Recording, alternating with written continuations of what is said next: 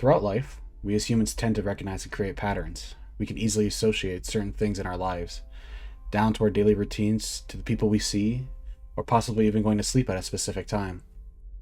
Those are all fair and normal things majority of us do, just to make an example. If you go to school or work, depending on the type and area, you expect certain things to be there waiting for you. Your schoolmates, teacher, co-workers, boss. But when our normality breaks, we can usually sense it almost immediately. Something is off. May it be on purpose or mistake, you don't feel 100% right about it. It's a transition between the norm and comfort to the odd and uncomfortable. You've entered liminality.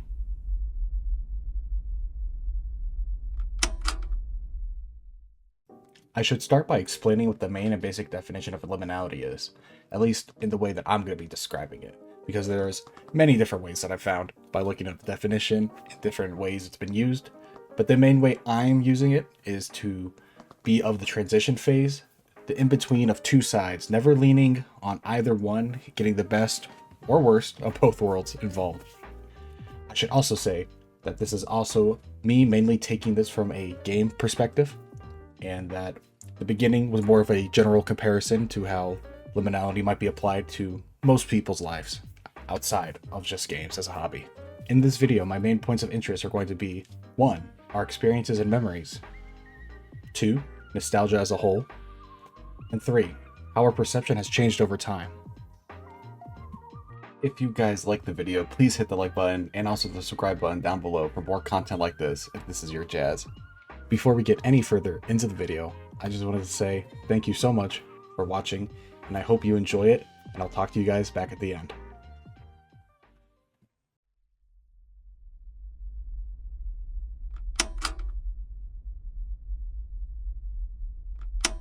I'm going to briefly go over some of the more popular games that are usually associated with liminality or overall have this uneasiness to them at times.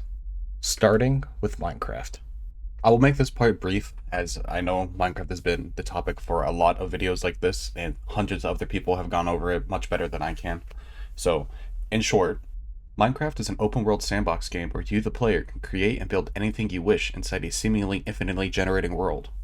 Since the beginning of Minecraft, players have been able to build really incredible pieces, and it's a unique art form on its own. Generally, it's safe to assume that for the first time, most players played single player by themselves to experience Minecraft for the first time. Though you may be alone, it is populated with the likes of mobs. For example, there are villagers, there's cows, chickens, pigs, zombies, skeleton, endermen, just to name a few.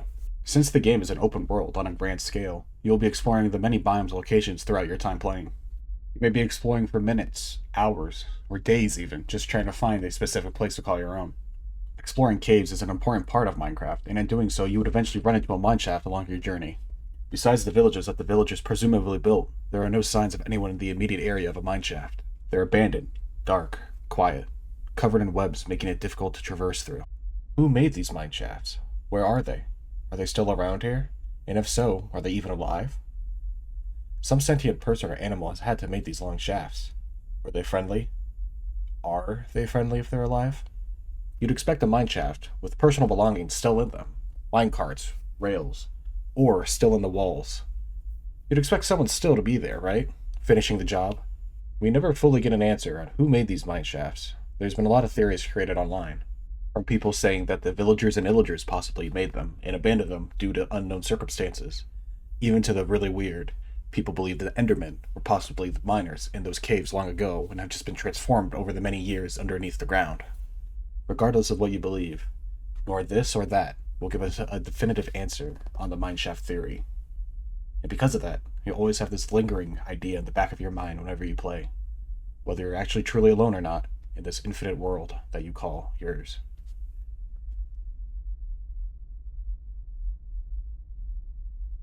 Next up, we have Garry's Mod. Garry's Mod 2, similar to Minecraft, is a sandbox game at heart. Garry's Mod doesn't boast an infinitely generating world, but it does boast hundreds of servers ran by its players, from roleplays to prop hunts. Gmod, which is how we'll refer to it from now on, has been quite popular for some time. Players in the thousands still play it to this very day. However, throughout its years, players have been creating servers for friends and randoms to enjoy and hang out in. Eventually, to no fault on its own, these servers would eventually run their course and be slowly left to dwindle and die out. After this fact, most servers are terminated, closed off since there's no point in playing an empty game by yourself. However, 90% of these maps used on the servers are so readily available to players if they so wish to play them. Some of these maps hold great memories for players, giving them something to reminisce on from the old days. However, after those rose-tinted glasses begin to wear off, you realize how odd these maps can be now. Having once been bustling with life, now sit quiet and empty. Or how sometimes you can hear things happening in or outside the map, but they're always just out of reach from you.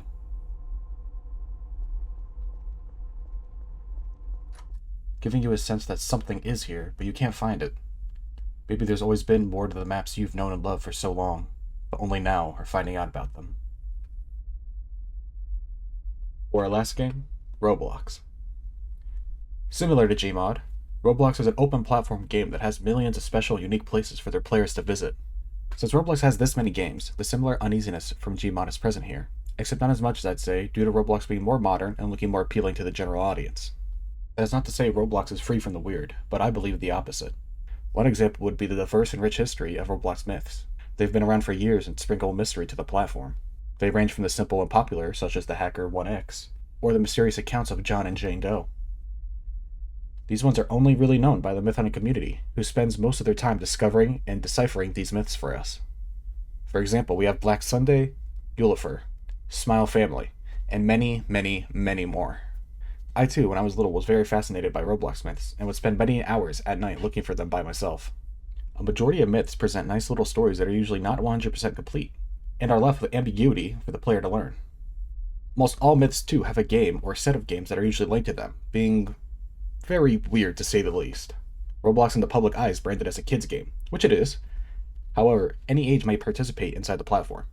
And because of this, the odd and mysterious games of myths aren't usually known to the greater audience, as kids don't typically seek them out. But as Roblox grows, more people do eventually hear of them. As I speak, more and more games are made to invoke uneasiness, abstractness, and confusion for the player as they explain a story. Though we'll never be sure, as we are never to ever receive a confirmation on myths, as then it would break the illusion of so many.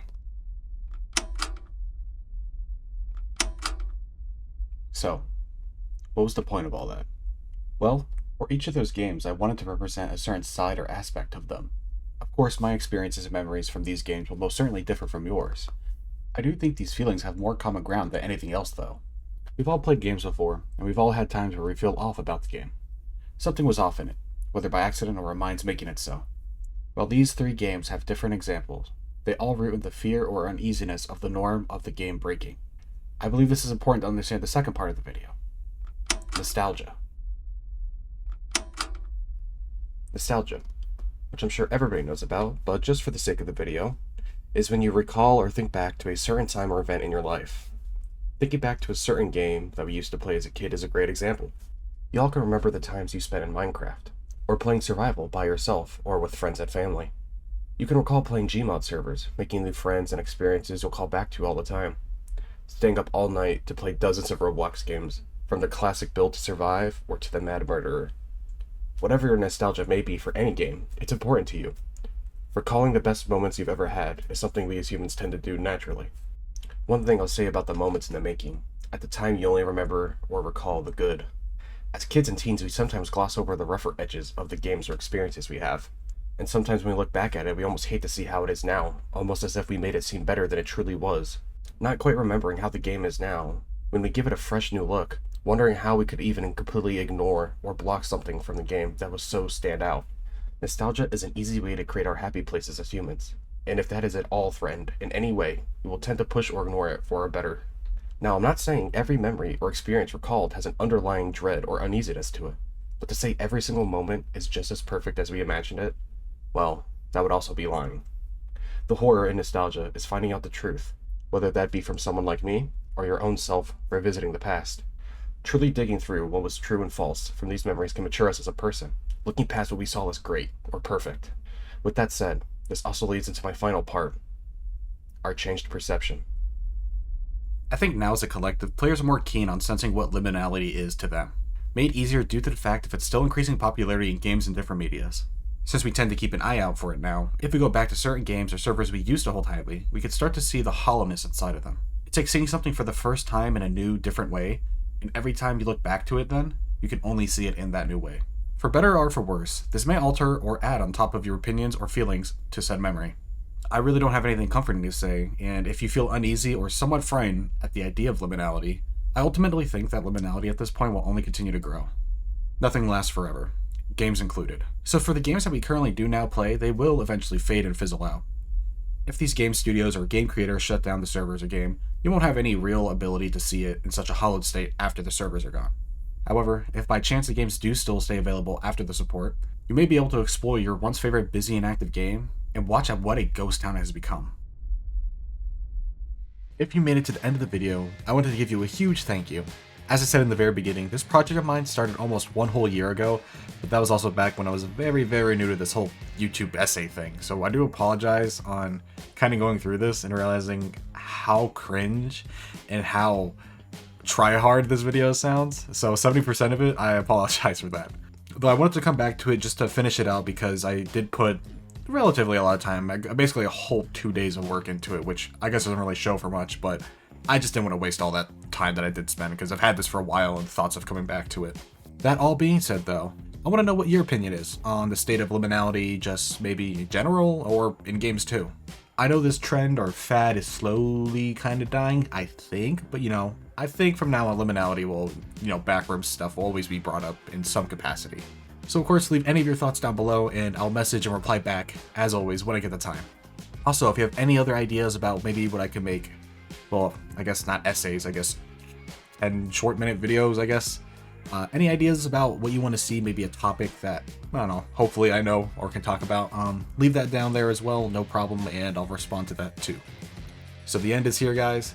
I hope you all enjoyed, and I hope you all take care, and as always, I will see you all in the next one. Bye-bye!